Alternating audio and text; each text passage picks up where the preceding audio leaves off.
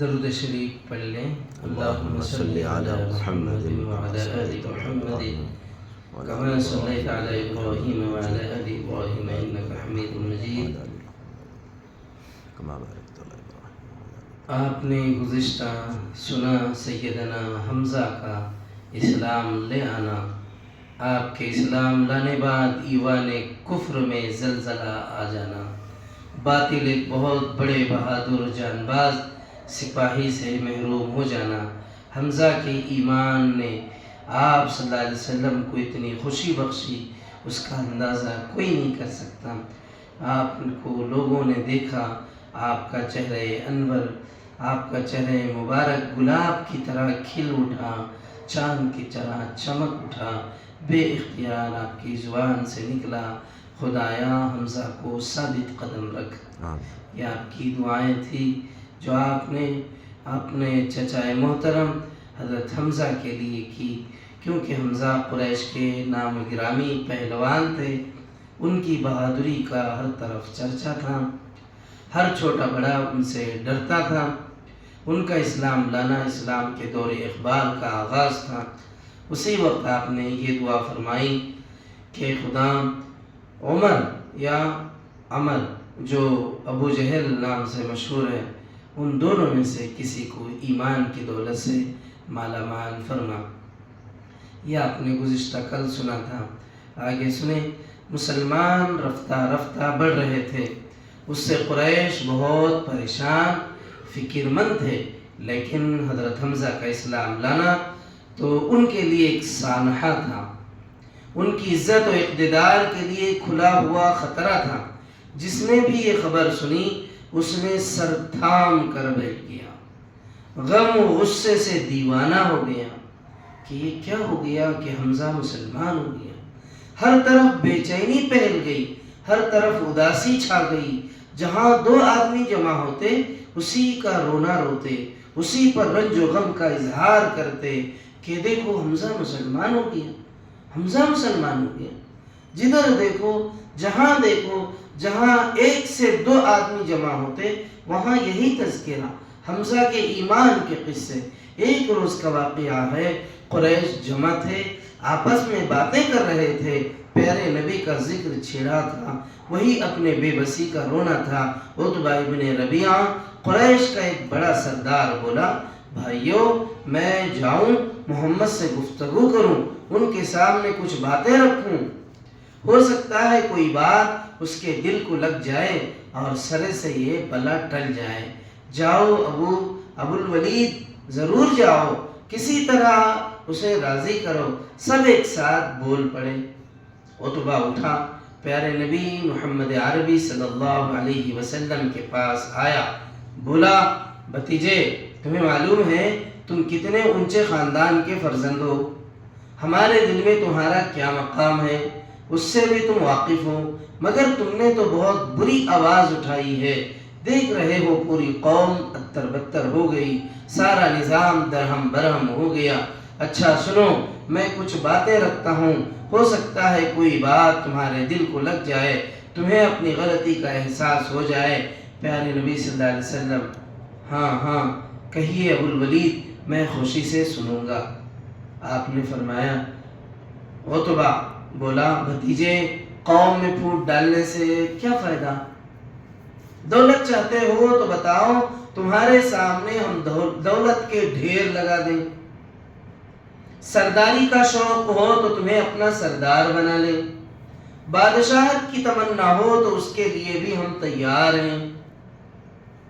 پھر تمہارے بغیر کوئی فیصلہ نہ ہوگا، جو تم کہو گے وہی ہوگا، اور اگر تم پر سایہ ہو گیا ہے اور اس کے مقابلے میں تم بے بس ہو تو بتاؤ، ہم علاج کا اچھے سے اچھا انتظام کریں گے۔ جب تک اچھے نہیں ہو جاؤ گے پانی کی طرح اپنی دولت تم پر بہاتے رہیں گے۔ اس طرح عتبہ وہی باتیں کرتا رہا جو اس سے پہلے لوگ کر چکے تھے۔ عتبہ اپنی باتیں کہہ چکا، جب اس کی باتیں پوری ہو گئی تو آپ صلی اللہ علیہ وسلم نے فرمایا، ابو الولید میں بھی کچھ سناتا ہوں، ذرا غور سے سنیے گا۔ آپ صلی اللہ علیہ وسلم نے سورہ حامیم سجدہ کی تلاوت کی۔ عتبہ پوری توجہ سے سنتا رہا، کئی جگہ تو اس کا دل دہل گیا، گھبرا گیا۔ آپ صلی اللہ علیہ وسلم تلاوت سے فارغ ہوئے تو وہ اٹھا اور سیدھے قریش کی طرف چل پڑا، لیکن اب اس کی رائے پہلی جیسی نہ تھی، اب اس کے دل کی دنیا بدل چکی تھی۔ ساتھیوں نے اسے دور سے ہی دیکھ کر کہا، خدا کی قسم یہ وہ چہرہ نہیں جو یہاں سے گیا تھا۔ عتبہ قریب ہوا تو سب نے ایک ساتھ للکارا زوردار آواز سے، کہو ابو الولید کیا رہا، کوئی اچھی خبر بھی ہے؟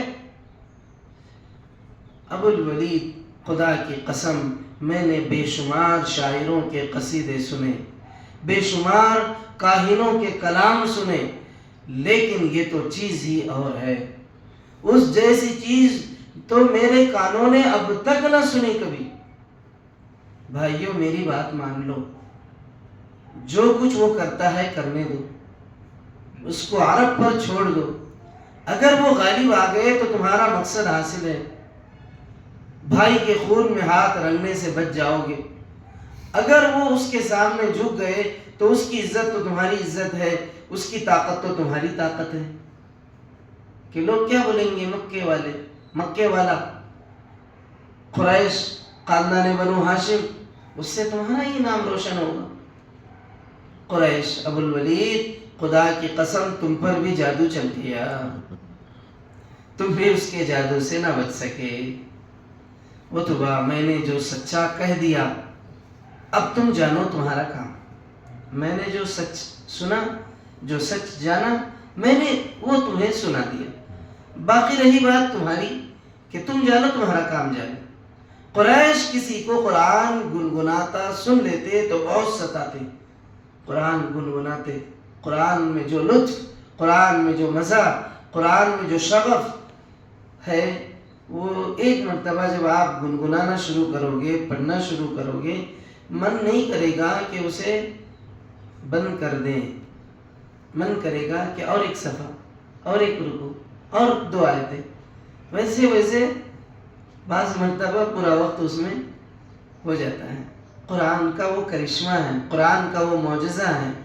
قرآن گنگناتے تھے، کچھ صحابہ اکرام دیکھ لیتے تو ان کا مذاق اڑاتے، ان کو ستاتے، کسی کو نماز پڑھتا دیکھ لیتے تو آوازیں کستے، قہقہے لگاتے، صرف ہٹ دھرمی دشمنی کے مارے وہ یہ سب کرتے، ورنہ پیارے نبی کی باتیں جاننے کا انہیں بھی بہت شوق تھا، انہیں بھی شوق تھا نبی کی اچھی اچھی پیاری پیاری باتیں، قرآن کی آیتیں سننا بھی بہت مرغوب تھا انہیں بھی۔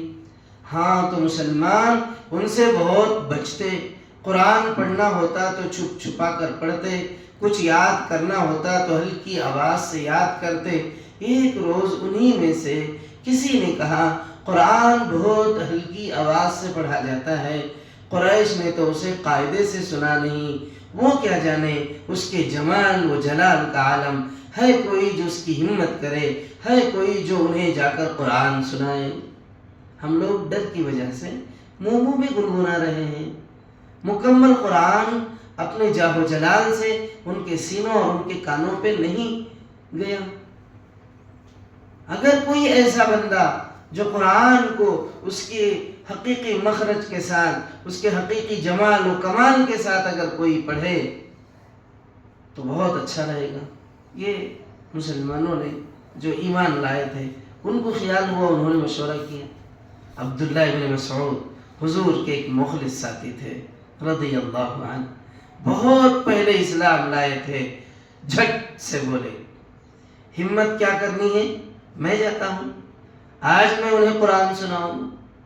عبداللہ ابن مسعود پر قربان جائے، یہ کوئی معمولی معاملہ نہیں تھا، یہ اپنی جان ہتھیلی میں رکھنے برابر، اس سے بھی زیادہ خطرناک، جان جائے تو ایک وقت میں ختم ہو جائے، مگر معاملہ یا قریش کے ظلم و جبر کا، ان کے ستانے کا، جو آپ نے گزشتہ دنوں میں سنا، کس طرح سے وہ آگ میں تپا کر سلاخیں داغا کرتے تھے، کس طرح تپتی ریت میں لٹا کر کپڑے اتار کے ان کے سینوں پہ کیسے چٹان بڑے بڑے پتھر رکھے جاتے تھے، اس طرح کا ان کا ستانا یہ کوئی معمولی ظلم نہیں تھا۔ دنیا حیران تھی، زمین تھرا رہی تھی ان کے ظلم سے، آسمان کانپ رہا تھا۔ آج تک نہ زمین نے آسمان نے ایسا ظلم دیکھا تھا جو کفار مکہ مسلمانوں کے ساتھ کر رہے تھے۔ عبداللہ ابن مسعود پر قربان جائے، عبداللہ تمہارے لیے خطرہ ہے۔ باقی ساتھیوں نے کہا محبت سے، کوئی ایسا آدمی ہو جو مضبوط قبیلے کا ہو، مشرکین اس پر ہاتھ اٹھائیں تو اس کا قبیلہ اس کو بچا سکے۔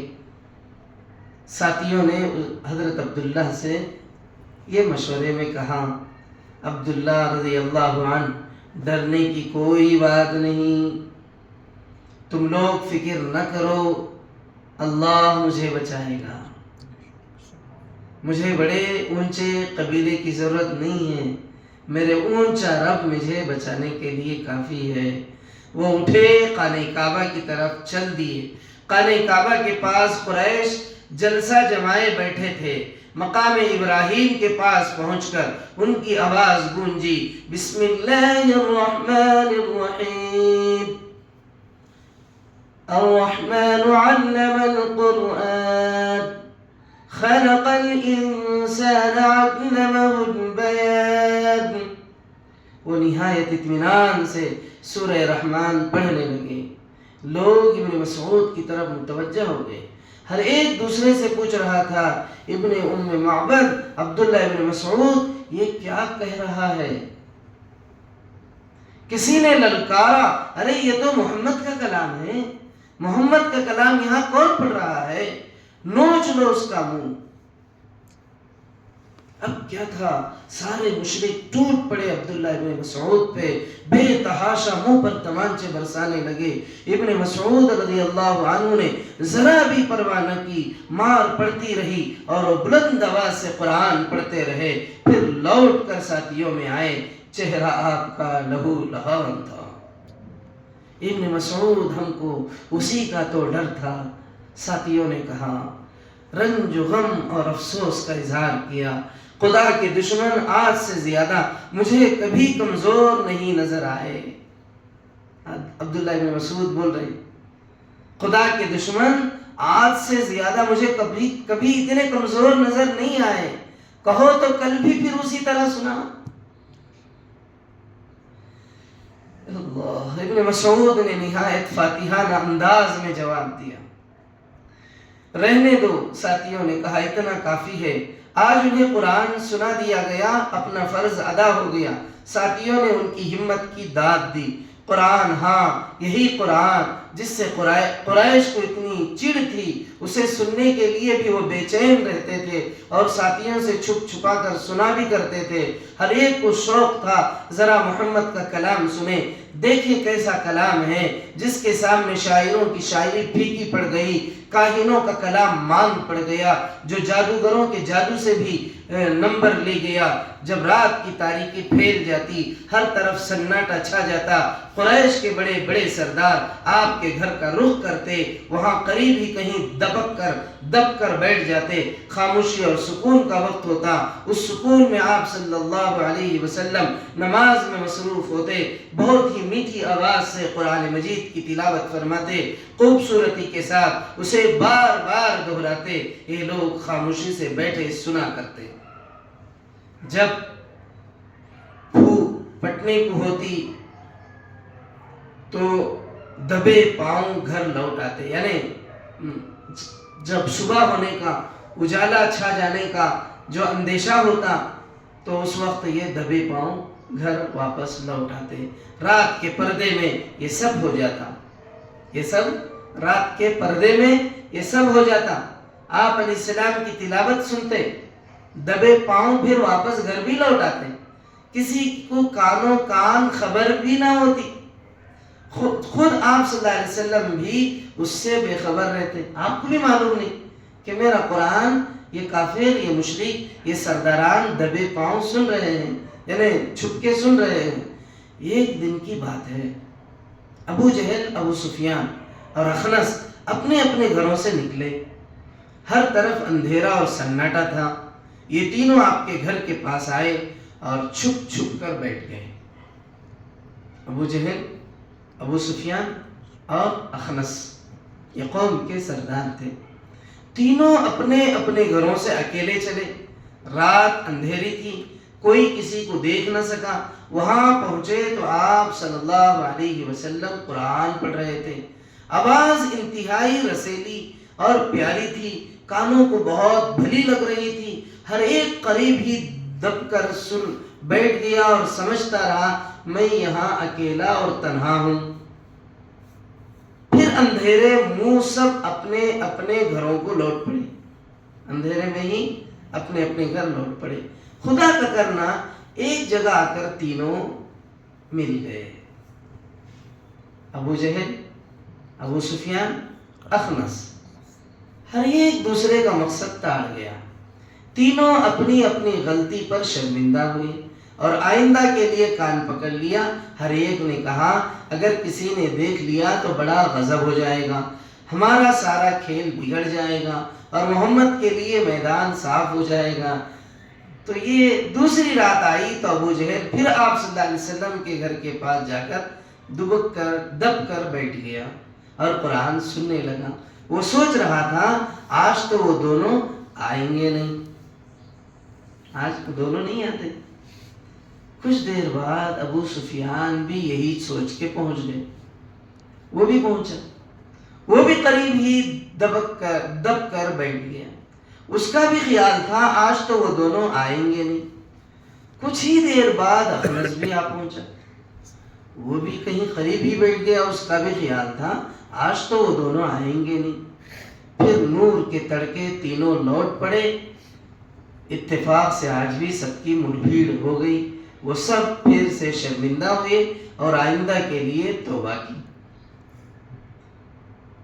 تیسری رات بھی اسی طرح سے آیا ہے، آپ کل سنیں گے انشاءاللہ، لمبا ہو گیا شاید آج واقعہ۔ اللہ ہمیں نبی علیہ السلام کی سچی محبت عطا فرمائے، آپ علیہ السلام کی اقتداء اور آپ کی اتباع کی توفیق عطا فرمائے۔